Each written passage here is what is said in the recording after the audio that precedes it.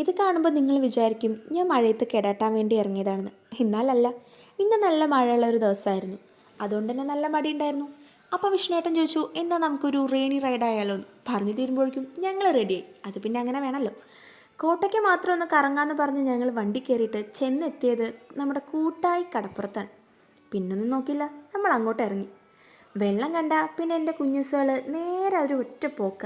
Extra ഡ്രസ്സൊന്നും കയ്യിലില്ലല്ലോ ഈശ്വര എന്ന് ചെറിയൊരു ടെൻഷൻ എനിക്കുണ്ടായിരുന്നു കേട്ടോ. അല്ലെങ്കിൽ ഇവരെ ഈ പരുവത്തിൽ തിരിച്ച് വണ്ടിയിൽ കയറ്റാൻ പറ്റത്തില്ലല്ലോ.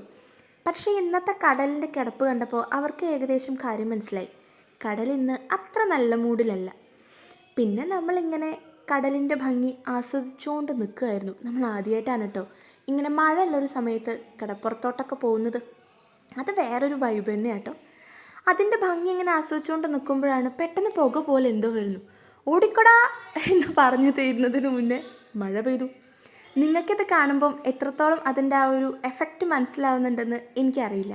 പക്ഷെ ദോഷം പറയരുതല്ലോ, നല്ല കാറ്റും നല്ല മഴയായിരുന്നു.